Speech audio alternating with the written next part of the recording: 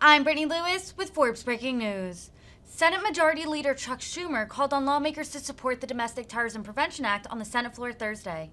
This comes as mass shootings in Buffalo and Texas have shaken the nation. Schumer called Texas Governor Greg Abbott a fraud for asking, quote, people to put their agendas aside on Wednesday, but speaking at an NRA convention on Friday. Let's listen in for more from Schumer. Madam President, today the Senate will have a chance to act on a pernicious issue that has recently become an increasingly prevalent component in America's gun violence epidemic, the evil spread of white supremacy and domestic terrorism. In the past 2 weeks, the United States has endured two of the most traumatic mass shootings that we have seen in recent history. In my home state of New York, in the beloved city of Buffalo, 10 black Americans were gunned down in broad daylight by a white supremacist, armed with an AR-15 and whose mind was poisoned by online conspiracies, white supremacist conspiracies.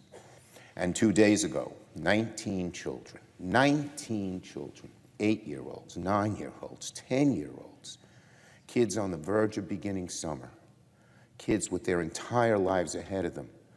We saw them holding up their trophies and proudly in their T-shirts. And a few hours later, they were gone, slaughtered in the predominantly Latino town of Uvalde, Texas. 2 teachers, including a mother of 4, were killed alongside them. Many more were injured and remain in critical conditions. It was the worst school shooting in America since Sandy Hook. Last night, I looked at the pictures of each of those kids online, and I wept. Taken from us, taken from their families through senseless gun violence. I can't stop thinking about the parents, too, who lost their kids. I can't stop imagining the paralyzing horror of being one of the parents showing up to the school after the shooting, wondering where their kid was, the anxiety that will live with these parents forever. Forced to wait hours before a DNA test confirmed that their son or daughter was gone. I cannot imagine a hell worse than that. And these families, my colleagues, don't want thoughts and prayers. They want their elected leaders to respond to their suffering. They don't want to be lifted up. They don't want good intentions. They want something to change. They want results. Yet, the MAGA Republicans don't want to get to results. They are ossified in their opposition to any action on gun safety. No matter the cause of violence and no matter the cost on the families, nothing seems to move them. Yesterday, after Beto O'Rourke confronted Texas Governor Abbott's press conference, the MAGA governor gave some empty platitudes about healing and hope. He asked people to put their agendas aside and think about someone other than themselves. My God, how dare he? What an absolute fraud the governor of Texas is. And this is the same Governor Abbott who tomorrow will go speak at the NRA convention in Houston. Governor Abbott, will you ask your MAGA buddies and your NRA pals to put aside their agendas and think of someone other than themselves, like you asked the families to do? Will you ask the gun manufacturing reps who will swarm over the NRA convention to put aside their agendas and think about someone other than themselves? Of course not. The Governor Abbott, is more likely to outline some new plan to further loosen gun restrictions. No amount of bloodshed seems to be enough for MAGA Republicans. This nation is enraged as well as being exhausted. It's been through this over and over and over again over the last 2 decades. People are sick of mourning again and again while listening to the same string of hollow words from the MAGA Republicans that never lead to action. So, Madam President, in a few moments, the Senate will have a chance to vote on one important cause of gun violence. The legislation before the Senate today is the Domestic Terrorism Protection Act, which I scheduled for a vote earlier this week, before what happened in Uvalde occurred. It was done to respond to the massacre at a supermarket in Buffalo. The bill is so important because the mass shooting in Buffalo was an act of domestic terrorism. We need to call it what it is, domestic terrorism. It was terrorism that fed off the poison of conspiracy theories like white replacement theory, terrorism that left 10 people dead, a community forever torn asunder. This bill will give the government the tools to monitor, find, and arrest these evil actors before they have a chance to inflict violence on their communities. And I thank my colleague, Senator Durbin, for championing this bill. I've been going to bed every night thinking about the families I met in Buffalo in the aftermath of the shooting. I think about this little 3-year-old boy. He lost his dad, who went to that Tops grocery store to buy him a birthday cake for his son. That little boy is going to live with that the rest of his life, the rest of his life. And I think of all the families impacted by other racially motivated shootings over the years. Buffalo certainly and unfortunately wasn't the first. Charleston, El Paso, Pittsburgh, Atlanta, and so many others. The shooting of Asian Americans, Hispanic Americans, gay Americans, Jewish Americans, as well as Black Americans. All because of this horrible white replacement theory. So today is the day we can begin to debate on how to make these shootings less likely. And there's an additional benefit to moving forward today. It's a chance to have a larger debate and consider amendments for gun safety legislation in general, not just for those motivated by racism, as vital as it is to do that. I know that many members on the other side hold views that are different than the views on this side of the aisle. So let us move on this bill, let us proceed, and then they can bring them to the floor.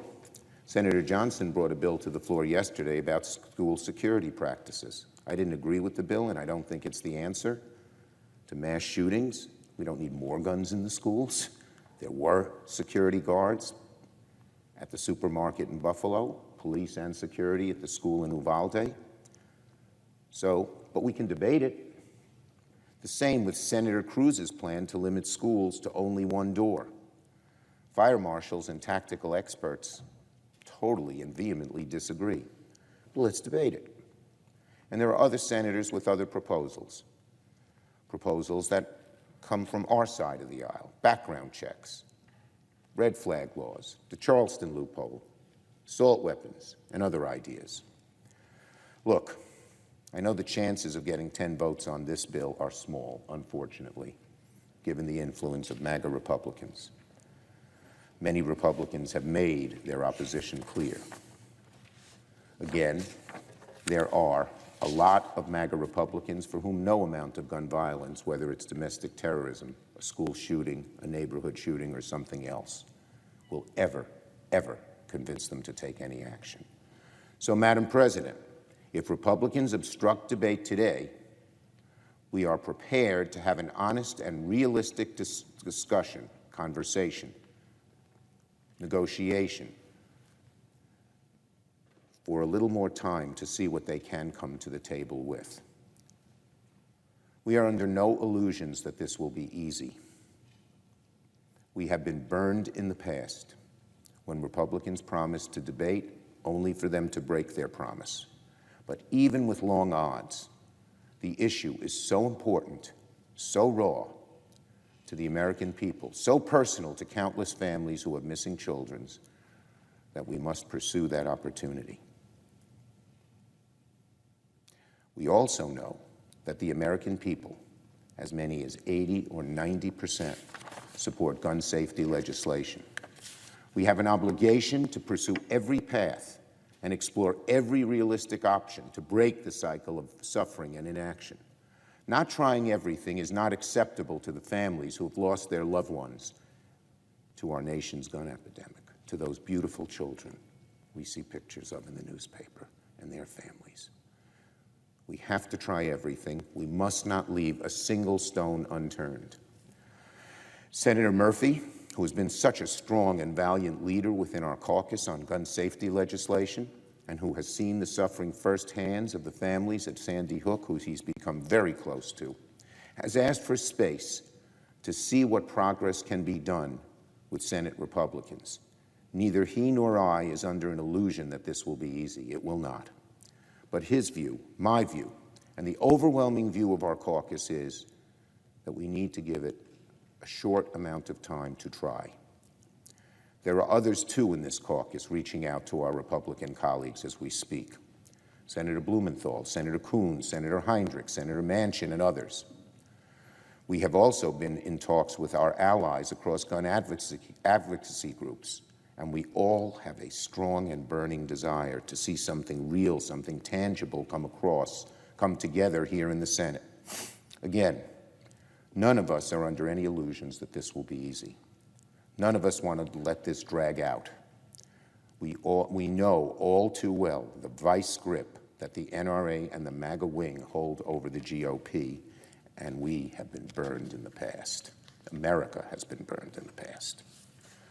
After the shootings in El Paso and Dayton 3 years ago, the Republican leader promised that red flag laws and background checks would be front and center in a Senate debate.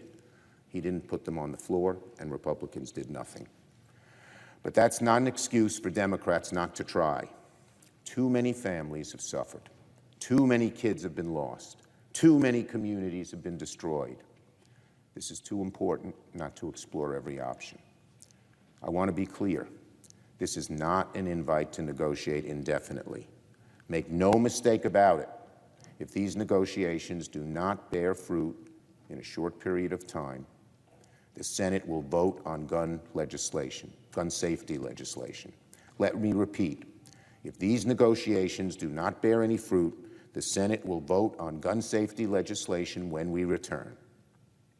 But our hope, even amidst our deep skepticism, is that during this week, Democrats and Republicans at long last will come to agree on something meaningful that will reduce gun violence in a real way in America. Senator Murphy and some of our colleagues believe that it's worth a chance, and we will give it that chance. Unfortunately, though, Republicans haven't come forward in too long a time. There hasn't been this debate in too long a time. But even though it hasn't happened in too long a time, we feel an obligation to give it a chance. I yield the floor.